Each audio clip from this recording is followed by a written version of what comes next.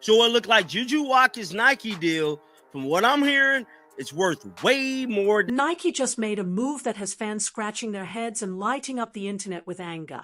Caitlin Clark, only in her second year as a pro and still the brightest name in women's basketball, gets shoved aside while JuJu Watkins secures a massive $30 million deal. The outrage is loud, and the questions are even louder. Should Nike be second-guessing this one? To make sure his players get special whistles, he's going to make sure they get the most money, and he's definitely going to make sure they remain popping, bro. So me personally, I believe, from what I'm hearing, that JuJu Watkins has landed upwards of $30+ million from... All right, let's set the scene. Caitlin Clark has been the headline machine in women's basketball since her days torching defenses at Iowa. She turned college gyms into NBA-style sellouts. She pulled TV numbers that left some NBA regular season games blushing, and she made the WNBA must-watch for fans who hadn't cared about it in years. And what does Nike decide to do? They basically shrug and say, "Thanks, Caitlin, but here's JuJu." I was listening to Rich Paul say it was the biggest shoe deal since Zion. That's crazy. Have you done anything? Have you splashed out with any of the money? No. I try to be very smart, but yeah, just super grateful for the opportunity. This isn't a knock on JuJu Watkins, because let's be honest, JuJu is a sensational young talent. She's got every tool you'd want. She's electric, she's fun to watch, and she's backed by Clutch Sports, which in today's marketing game is basically a cheat code. With Rich Paul and LeBron James running point, their clients don't play small when it comes to brand deals. Does your shoe deal prove that women's sport is every bit as popular as men's sport these days? I don't know. I don't think that's really up to me to answer, but like I said, just super grateful for everything, and the women's game is definitely... But the fan outrage isn't really about JuJu's payday. It's about Nike's blatant disregard for the player who almost single-handedly revived global interest in women's basketball. Caitlin Clark inked her deal with Nike back when she was still torching opponents at Iowa.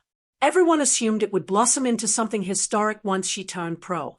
And yeah, the number floated back then, $28 million, sounded massive. People said, "Wow, this is the biggest shoe deal women's basketball has ever seen."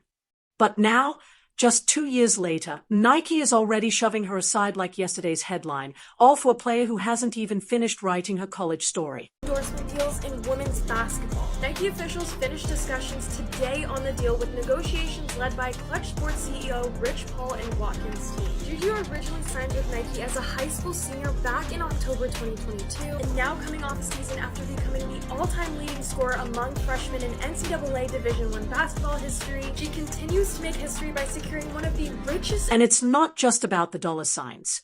Caitlin's $28 million looked great on paper, but here's the real issue: where are the signature shoes? Where are the bold, unmissable campaigns splashed across TV and social feeds? Where's the rollout that screams she's the face of Nike women's basketball? Instead, fans got silence. Nothing but crickets. No shoes.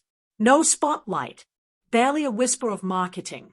It feels less like Nike believed in Caitlin and more like they just wanted to keep her off the table so no one else could make her a star. Meanwhile, JuJu's deal leaks, and suddenly Rich Paul is out here calling it the biggest since Zion. Just think about that. Zion Williamson pulled $75 million from Jordan Brand before he even stepped on an NBA court. And now Nike is slotting JuJu Watkins into that same conversation, while Caitlin Clark, the ratings magnet, the attendance driver, the face of the women's game, is still waiting for her first shoe to drop. Literally. Fans aren't buying the spin. Social media exploded the moment the news hit. People ask the only question that matters: how can Nike overlook Caitlin Clark, the one player who actually moves the needle for the WNBA? Ticket sales chase her. Ratings surge when she's playing. Moch vanishes when her name is stamped on it. That's not hype, it's hard numbers. Yet Nike, a company that built its empire on cultural impact, acts like they can't see it. And then there's the Clutch Sports factor. JuJu signing with Rich Paul's empire changes everything. No, scratch that. It doesn't just change the game. It fast-tracks you straight to the money. Clutch doesn't just cut contracts. They create celebrities. They'll have JuJu on covers, podcasts, and red carpets before she even logs her first WNBA minute. And honestly, that's not a bad thing. It's business, plain and simple. But Caitlin Clark's fans are left asking, why didn't she have that same machine behind her? She went with a traditional agency, and the gap shows. Nike probably felt no urgency to roll out the Zion-style red carpet because her representatives weren't pounding the table the way Clutch does. Rich Paul doesn't play the waiting game. If he wants $30 million, he gets $30 million. Meanwhile, Caitlin's camp seemed too trusting, believing her on-court brilliance would automatically bring off-court backing. Now we see how that gamble ended. And the timing couldn't be worse for the WNBA. The league is already swirling in drama, Angel Reese stirring headlines, Natasha Cloud blowing up off the court, and fans furious over Clark being protected on the hardwood.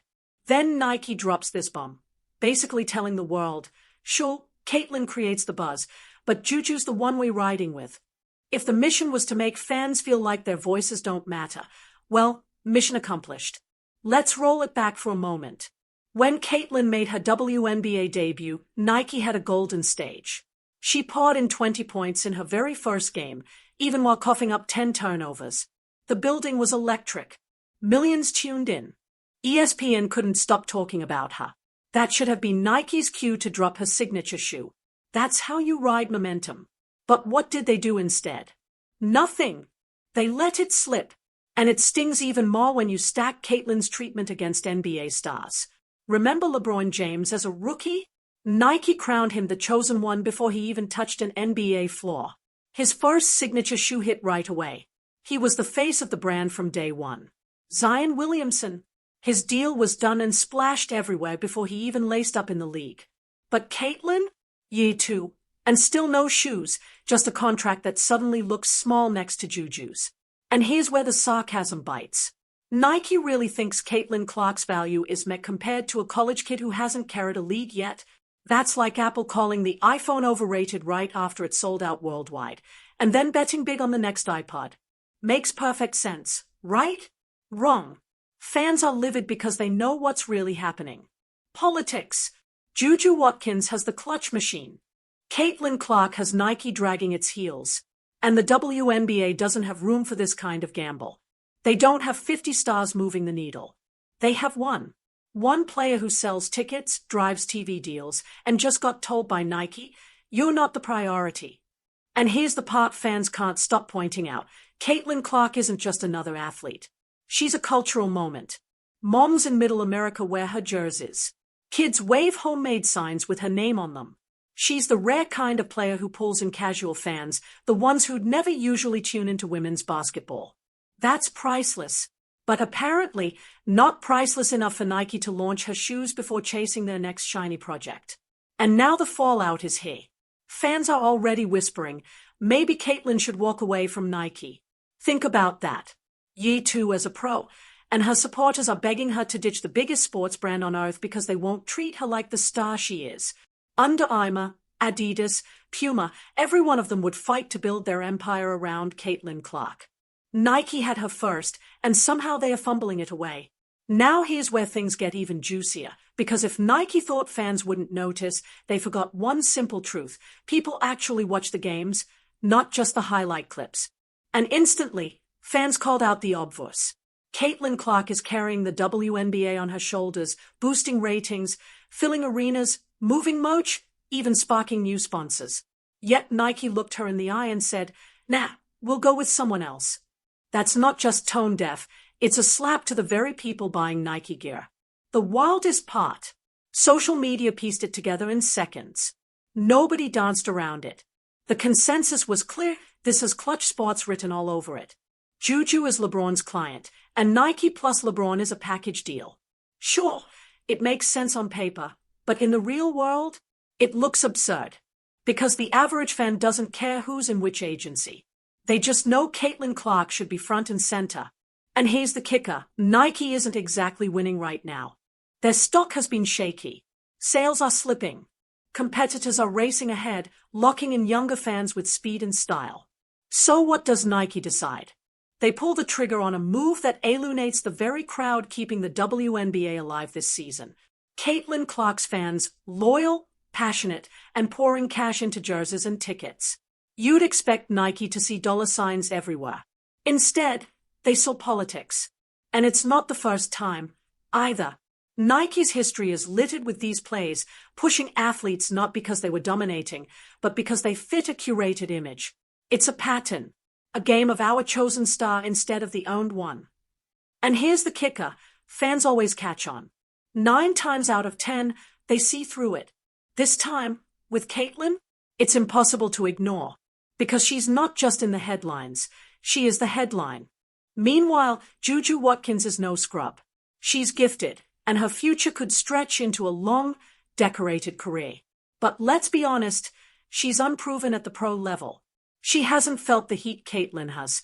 She hasn't dealt with the bruising physicality, the hostile road arenas, the non-stop cameras, or the envy from rivals.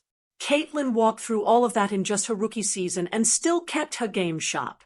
For Nike to pass on someone already battle-tested, just to pump up a rookie who hasn't even touched a WNBA floor, tells you everything about their priorities. And here's the twist, it backfires. Instead of building hype for JuJu, it piles the weight onto her shoulders. Now she has to carry the fact she was picked over Caitlin Clark. Every miss, every rough night, every headline gone wrong will be amplified because the world will measure her against Caitlin. That's not on JuJu, but Nike made it her reality. By playing politics, Nike set JuJu up to be compared against someone already cemented as the face of women's basketball. But let's be real, Caitlin's not losing here. If anything, this just makes her shine brighter. Her fans will double down, shouting, "Fine, if Nike won't back her, we will." And don't think the other brands aren't circling. Adidas, Under Armour, Puma, they're salivating. Nike just left the door wide open for one of them to swoop in and crown Caitlin as the centerpiece of their women's basketball empire. Imagine the headlines if Adidas lands Caitlin Clark after Nike dropped the ball this badly. That's a marketing dream. And the WNBA, they don't escape clean either. This league has always had its petty streak. We saw it in All-Star voting, players ranking Caitlin 9th among guards. 9th. Pure envy. And now Nike skipping her for a commercial only fuels the fire. The system's out to hold her back. Fair or not, that's the fan perception. And once fans feel their heroes being boxed out, they don't just complain. They mobilize.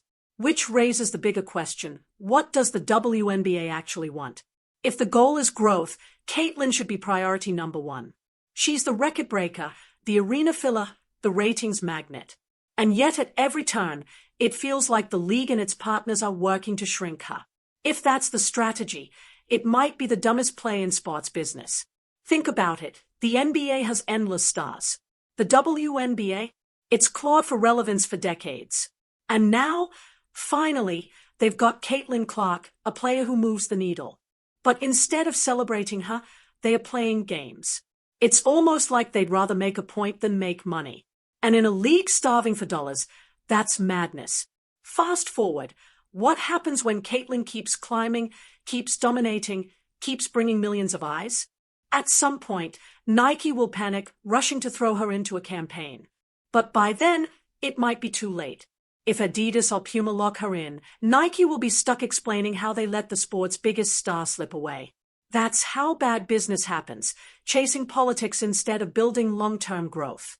Strip it down, and it comes back to one word, jealousy. Players jealous of Caitlin. Agents jealous of her spotlight. Brands jealous that she rose outside their control. And jealousy never builds, it destroys. That's what played out here.